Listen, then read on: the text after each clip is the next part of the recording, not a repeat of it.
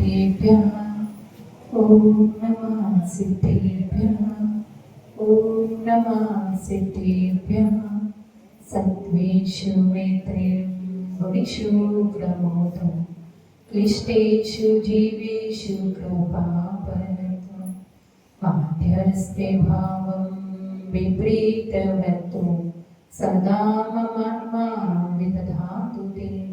जीवगणितस्थ परमेश्वरी भगवान की देवादिदेव मुल्लाय श्री गुरुनाथ भगवान की परम पंचाचार्य विद्यार्थी गुरुदेव की परम पूज्य देवताचार्य से सुंदर सागर जी गुरुदेव की परम पंचारिका श्रीमती माता जी की आरिका संघ की जिमाणी माता की श्रीमद जैन धर्म की माता जी के चरणों में वंदना भी करते हुए तीनों साधुओं के चरणों में इच्छा भी करते हुए आगम के शब्दों को आपके समक्ष रखती हूँ। संसार के दुख का मुख्य कारण है संयोग, क्योंकि जहां पर संयोग होता है वहां पर वियोग नियम से होता है। लेकिन संसारी व्यक्ति जब संयोग होता है तो उसके दूसरे पहलू को भूल जाता है और उस संयोग में क्या करने लगता है, आनंद मानने लगता है।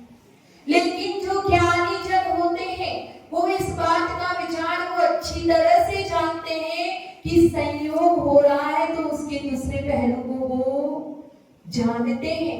जब संयोग होता है तो वो उसमें ज्यादा खुश नहीं होते और जब वियोग होता है तो ऑटोमेटिकली क्या हो जाता है, दुख भी नहीं होता। वो उस संयोग के आने पे दुखी सुखी नहीं होते और वियोग होने पर दुखी नहीं होते। लेकिन जो अज्ञानी होता है वो संयोग होता है तो बहुत खुशी से प्रफुल्लित हो जाता है और वियोग होता है तो उतना ही दुखी भी हो जाता है। तो आचार्य देव हमें यहाँ पर यही 28 नंबर के काव्य से समझाना चाहते हैं कि ये जो संयोग और वियोग है वो सिर्फ क्या है, दुख का कारण है। उसमें हमें किसी भी प्रकार की कोई खुशी आनंद नहीं लेना। आज हमारा 28वें नंबर का श्लोक होगा तो कितने श्लोक बचेंगे, 4 श्लोक। 28वें नंबर का श्लोक समझते हैं, उसको पढ़ते हैं। संयोगतो दुःखमनेक भीदं यतोष्णते जन्मनि शरीरी ततस्त्रिधाशो परिवर्जनीयो यायासुना निवृत्तिमात्मना। हिंदी वाला पढ़ते हैं। महाकष्ट पाता जो करता परिपदार्थ जड़ देह संयोग मोक्ष महल का पद ही सीधा जड़ चेतन का पुण्य वियोग। क्या बोल रहे हैं, यतः मतलब क्योंकि शरीर संसारी प्राणी, क्या यतः से निकलेगा क्योंकि और शरीर से निकलेगा संसारी प्राणी। जन्म बने, जन्म कहाँ होता है, इस संसार में। तो संसार रूपी वन में जन्म बने, बने से निकलेगा वन। संसार रूपी वन में संयोगतः संयोग के कारण, इस संसार रूपी वन में संयोग के कारण संसारी प्राणी को अनेक भेदम, अनेक प्रकार के, ठीक है, दुखम दुख को अश्नुते पाता है। ये संसारी प्राणी इस संसार रूपी वन में अनेक प्रकार के दुखों को पाता है। किसके कारण, संयोग के कारण। तो ततः इसीलिए आत्मनीना जो क्या है, आत्म कल्याण के इच्छुक है, निर्मित मुक्ति के लिए ततस्त्रिधासो परिवर्जनीया या यासना इच्छुक जन को संयोग को ततस्त्रिधासो, त्रि मतलब त्रिधा, मन वचन काय पूर्वक परिवर्जनियों त्याग कर देना चाहिए।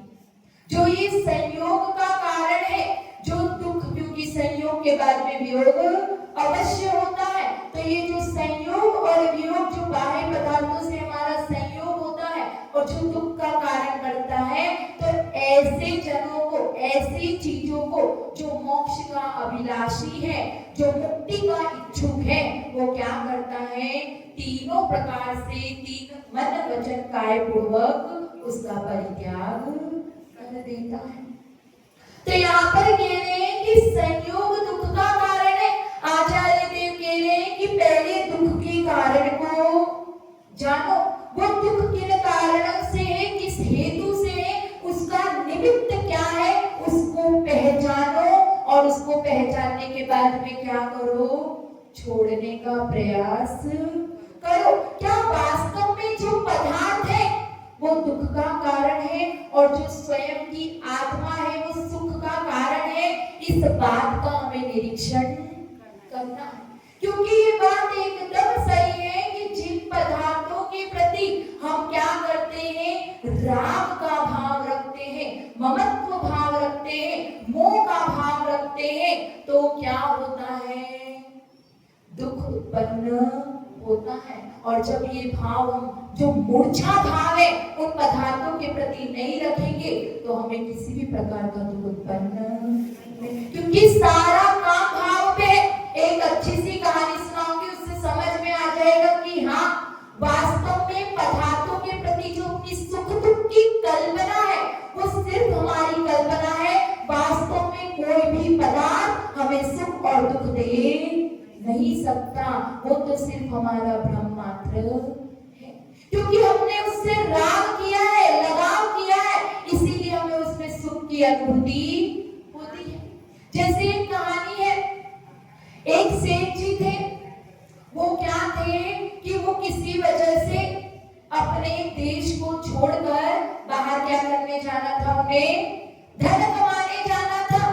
तो वहां पर क्या हुआ, जो एक छोटा सा बच्चा था, जो पप्पू था, उसको छोड़कर और माँ को छोड़कर, पत्नी को छोड़कर वो उस गांव से शहर चले गए। वहां जाकर उन्होंने बहुत धन संचय किया, कम से कम 12 साल 14 साल बीत गए। तो जब बच्चा देखता अपने पास में, अपने दोस्तों के पास में पापा के साथ में उनको देखता, पिताजी के साथ में देखता, तो माँ से कहता कि माँ मेरे पिताजी कहाँ पर हैं, मेरे पापा कब आएंगे, मैं कब उनसे मिलूंगा, मेरे को वो दोस्त मेरा उनके साथ में खेलता है, इतनी मस्ती करते हैं, मुझे भी मेरे पिताजी चाहिए। तो माँ उसको क्या करती है, बहला फुसला के समझाती रहती, बोलती है आ जाएंगे आ जाएंगे आ जाएंगे, और मैं पत्र लिखूंगी तो वो जल्दी आ जाएंगे। एक दिन ऐसा ही हुआ, संयोग के वशीभूत होकर उस पिताजी का पत्र आया।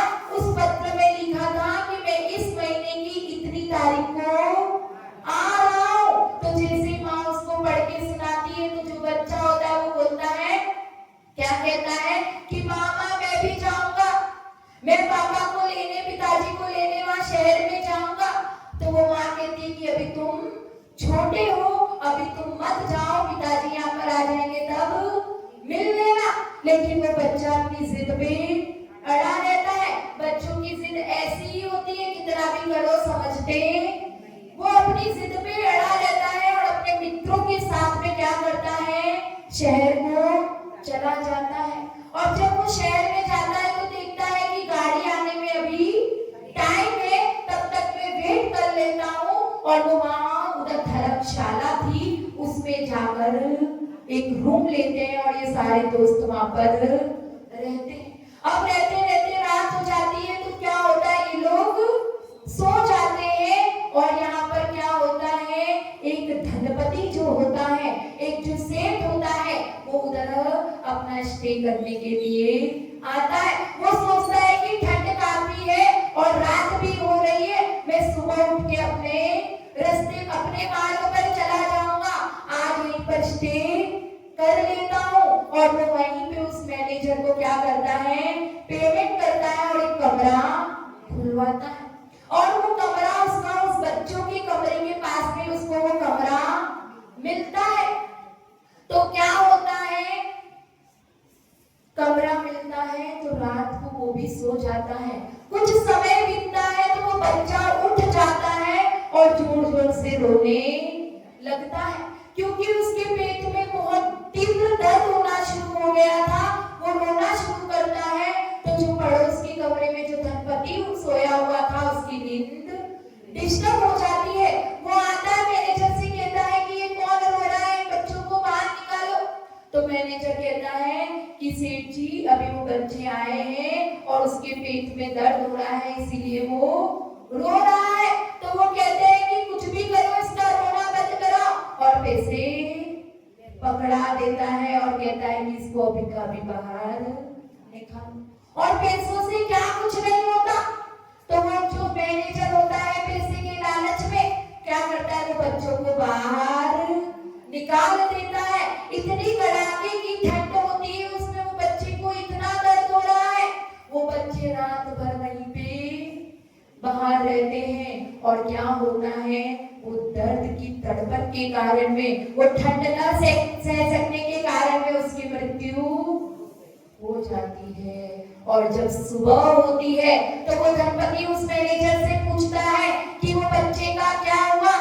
तो मैनेजर कहता है कि वो बच्चा चला गया, उसके ठंड के कारण उसकी मृत्यु हो गई। तो वो धनपति बोलता है कि कैसे माता पिता होते हैं, अपने बच्चे का ध्यान नहीं रख सकते, अकेले शहर में भेज दिया। और फिर बोलता है कि चलो हो गया, मैं जाकर देखता हूँ। और वो वहां पर जाकर देखता है तो वो बच्चे उसको घेरे हुए खड़े थे और वो उनसे कहता है कि क्या हुआ। तो वो बच्चे बताते हैं कि इसका ठंड के कारण इसके पेट में दर्द हो रहा था, ये चला गया। तो वो कहता है कि मन में ही सोचता है कि कम से कम मैं इसको अपने घर तो पहुंचा दूं।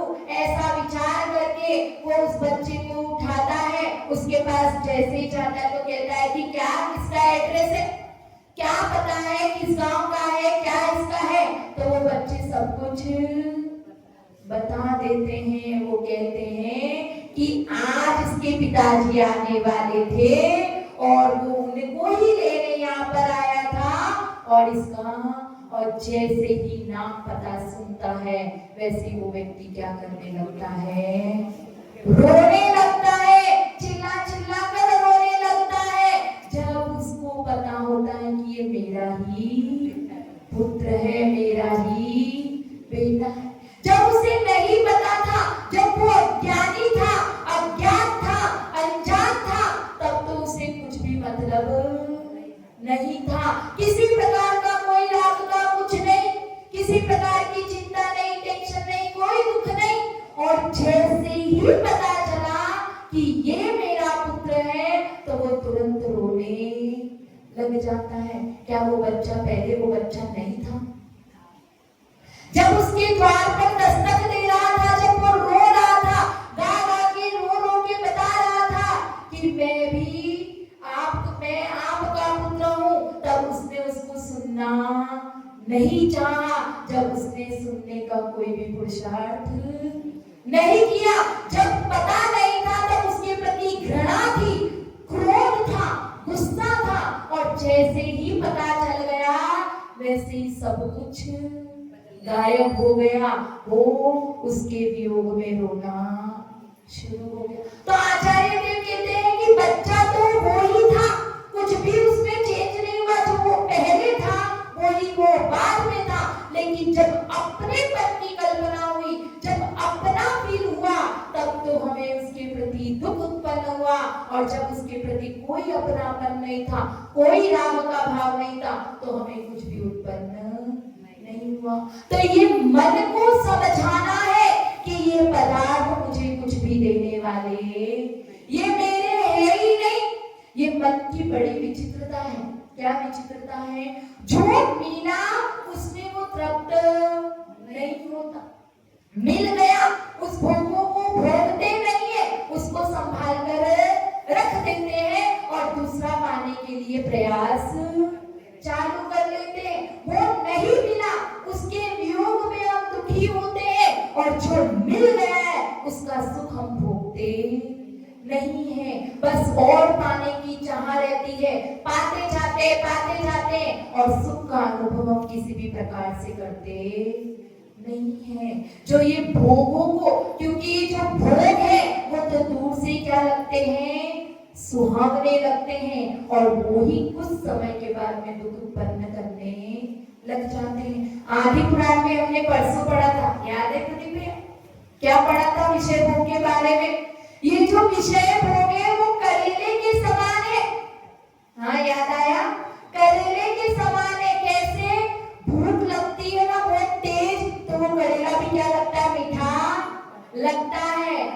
जैसे ही पेट भर जाता है तो वही कड़ेला हमें कड़वा लगना शुरू हो जाता है। उसी प्रकार से ये विषय भोग है, जब तक भोगा नहीं तब तक तो बहुत मीठे बहुत अच्छे लगते हैं, और जब भोग लिया तो क्या हो गया, वो हमें कड़वे लगने, वही हमें दुख उत्पन्न करने लग जाते हैं। तो ऐसे उन विषय भोगों का हमें क्या करना है, त्याग करना है, क्योंकि ये हमें मिल जाते हैं। क्या है कि जो गरीब है वो तो क्या है, उसके पास कुछ नहीं है, वो आराम से सोता है। हम धन की लालच की धन मिले धन मिले धन मिले, तो जब तक धन नहीं मिलता तब हम दुखी होते हैं, और जब धन मिलने लगता है, तिजोरी भरने लगती है, तो हम क्या हो जाते हैं, दुखी होना शुरू हो जाते हैं कि उसको संभाले कैसे।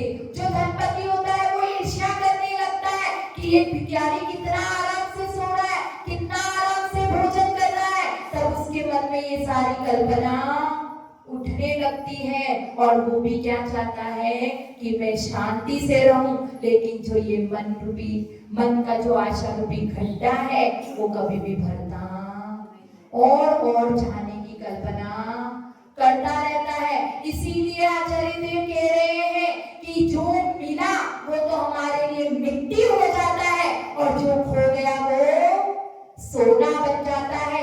जैसे ही कोई उसके पीछे भागते रहते और उसके प्रति आकर्षण पैदा होता है, कि जैसे अपने पास में कोई वस्तु है, हमें जब तक नहीं मिली तब तक तो वो हमारे लिए कीमती है, सोना है, और जैसे ही मिल जाती है हम उसे मिट्टी समझने लग जाते हैं। तो ये जो हमारा ममत्व भाव है कि जब मिला, क्योंकि जिस प्रकार से जब तक अपना परिवार जो हमसे दूर रहता है, जो रिश्तेदार दूर के रिश्तेदार है, जब तक दूर रहते तब तक क्या होता है, हमसे मिले, हमारे पास में आकर रहे, संयोग होता है तो हमें बहुत अच्छा लगता है। जब परिवार वालों से हम मिलते तो हमें इतना अच्छा लगता है, बहुत आनंद की अनुभूति होती है, और जब वो रहने लग जाते हैं तो भी थोड़ा अच्छा लगता है, और जब ज्यादा समय बीत जाता है, वो जाए नहीं तो दुख उत्पन्न होने लग जाता है। जिस वस्तु ने हमें सुख दिया वही वस्तु कुछ समय के बाद में दुख उत्पन्न करती है। तो इस श्लोक के माध्यम से आचार्य विद्यार्थी गुरुदेव हमें यही समझा रहे, हमें क्या, जो साधक समाधि में बैठा है, समाधि करने के लिए अग्रसर है, उसको बता रहे हैं कि तुम्हें संयोग और वियोग में भी किसी भी प्रकार का दुख उत्पन्न नहीं करना। किसी चीज का संयोग हो जाए तो सुखी मत होना, किसी वस्तु का वियोग हो जाए तो दुखी मत होना, क्योंकि संयोग और वियोग में भी हमें क्या करना है, समता भाव को धारण करना है। जब हम समता को धारण करेंगे तभी हम परमात्मा पद की तरफ हमारा कदम बढ़ेगा। तो इसी प्रकार का प्रयास हम भी करें कि किसी भी वस्तु के प्रति किसी से भी हमारा सहयोग वियोग हो तो हमें दुख उत्पन्न ना हो। जय बोला से सुंदर सागर जी की करें प्रचार कर समय माता जी की। शुभ लक्ष्य से पर सागर जी महाराज जी से ना